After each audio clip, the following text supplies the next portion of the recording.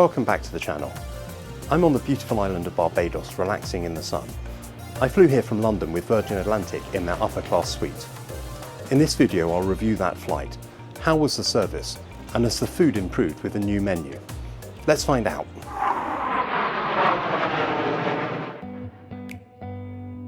I arrived at London Heathrow on the Elizabeth line from central London. I find this to be far quicker than getting a taxi. Terminal 3 was a short walk from Heathrow Central train station. The return upper class flight from London to Bridgetown costs £3,350. Virgin Atlantic shares check-in zone A with Delta Airlines, although Virgin Premium check-in had moved across to zone B. Upper class and Delta One had a dedicated check-in area to the right-hand side. There was a bit of a queue when I arrived. I waited about 5 minutes to check in. The agent was very friendly and helpful.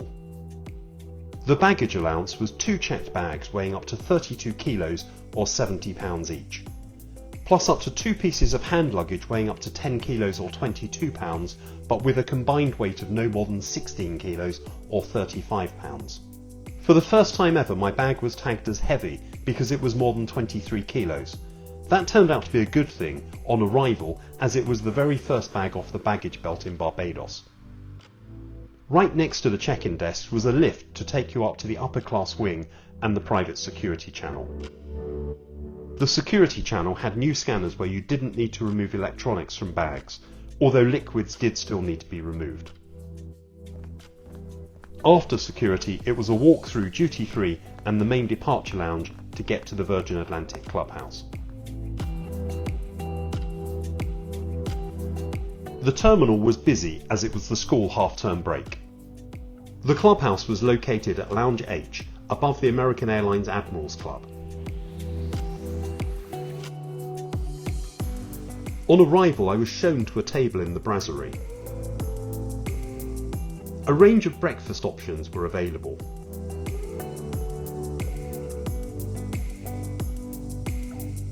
Then I was presented with a bottle of champagne as a gift to congratulate me on having just clocked up 1 million miles flown with Virgin Atlantic. Soon it was time to leave the clubhouse and head to the gate. The flight was departing from gate 21, one of the furthest gates on the remote pier. Let me know what you think of the review, give it a thumbs up, subscribe for future reviews and comment away. One of the issues with the remote pier at Terminal 3 is that arriving and departing passengers use the same corridor with a glass wall down the middle. This means doors get closed, holding departing passengers up, whilst arriving passengers cross from gates to their side of the glass divide. We got held up twice before arriving at our gate. The flight was on an Airbus A330-300 aircraft. Registration Golf Victor Kilo Sierra Sierra. Called Mademoiselle Rouge, it was 13 years old. It was one of the oldest aircraft in the Virgin Atlantic fleet and was apparently scheduled to leave the airline shortly as the next brand new Airbus A330-900 aircraft arrived. The gate area was busy and boarding was delayed. Signs showed that boarding would be by group, but in the end upper class passengers were called forward first rather than group 1. We started boarding the aircraft about 45 minutes late.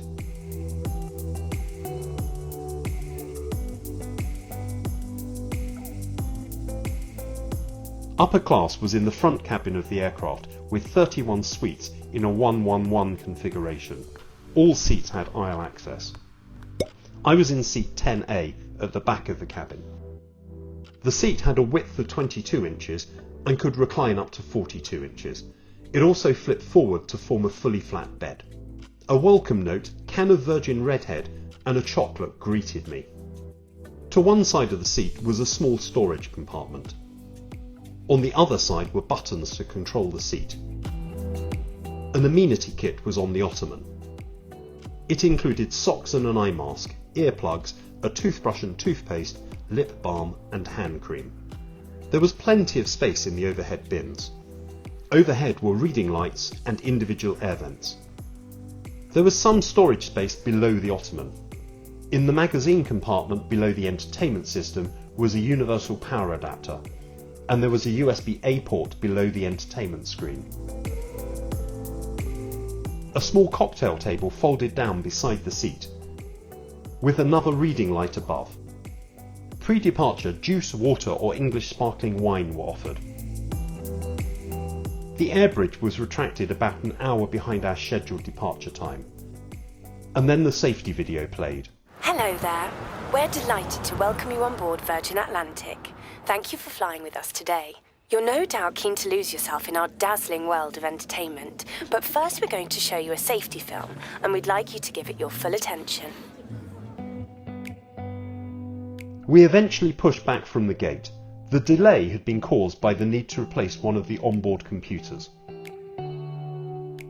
We had a short taxi across the south of the airfield to take off from the southern runway 27 left.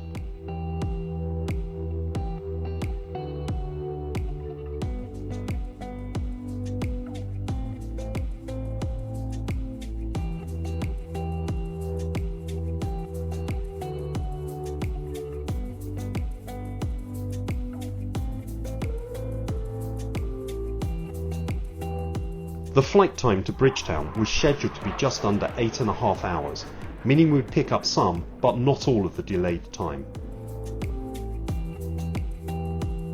After takeoff, I explored the entertainment system.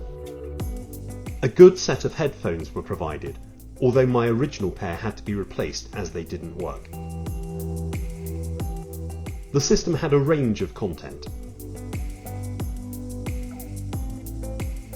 There were 161 movies, including newly added films such as the Amy Winehouse biopic Back to Black, which I would recommend, and the Garfield movie, which I didn't watch. There were 170 television series, including a couple of episodes of the visualised podcast The Rest is Entertainment. Wi-Fi was available at a cost of £21 for the entire flight. A cheaper messaging package was also available, but no free messaging like other airlines. The full Wi-Fi package provided download speeds up to 51 megabits per second. Shortly after takeoff, drinks and snacks were served. There was a good range of drinks to choose from.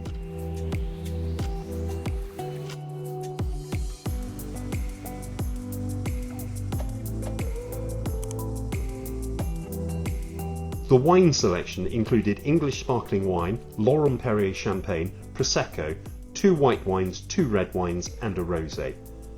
On average, the bottles retailed at £19 each, or £13 if you excluded the fizz. For the meal, there was a choice of 2 starters, 3 main courses, 2 desserts and cheese. If you pre-ordered the main course before the flight, there were an additional 6 options. The table folded out from beside the seat.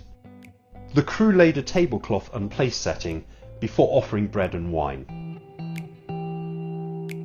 For starter, I chose the lemon and chilli marinated prawn. This was well presented. The other option was curried cauliflower soup. For main course, one of the pre-order options was a lamb curry. I opted for the pre-ordered roasted duck breast, which was one of the best food options I've been served by Virgin in a long time. It was perfectly cooked and very tasty. For dessert, I chose the warm fig and polenta cake. I finished things off with a cheese plate. I'm not sure the cheese selections have really changed much in years. All in all, it was a good meal. Full marks for the main course, but perhaps there could be a little more imagination on the desserts and cheese. There were 2 toilets for the upper class cabin, one at the front and one at the rear of the cabin. They were well maintained throughout the flight. Wren hand wash and cream were provided. A baby changing mat folded down from the wall. Back in the cabin, I settled down to watch a movie. The seatbelt signs came on a few times during the flight. At the rear of the cabin was the upper class bar. There were a few stalls where you could sit and chat with other passengers. Soon it was time for the second meal service. There was a choice of afternoon tea, a halloumi burger, chicken bao buns, or a winter ploughman's.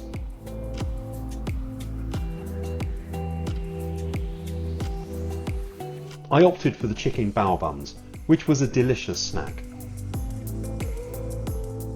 After the main meal, a hot towel was offered. Soon we were preparing to land in Barbados.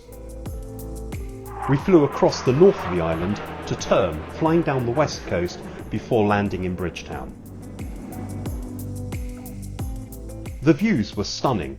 You can watch them in the video linked on screen now. Overall, this was a really good flight. Despite a delay boarding at the gate, the ground service was very good. The clubhouse in particular was fantastic. On board, the crew were one of the best I've flown with recently. Very friendly and attentive. The food was an improvement on previous Virgin flights, although I'd say there's still room for improvement. The wine selection was okay, but it would have been nice to see a more premium selection given the ticket price. The entertainment selection was good, although the Wi-Fi fees were high. I'm sure Virgin's going to have to at least start offering messaging services for free to keep up with its competitors. Although the aircraft was pretty old, it was holding up well. I had read online that others had had problems with the seat I'd selected, but everything worked well for me. Let me know what you think of the review and the Virgin Atlantic upper class service. If you enjoyed the video, please give it a thumbs up. And I'd be delighted if you subscribe. Your support really does make a huge difference.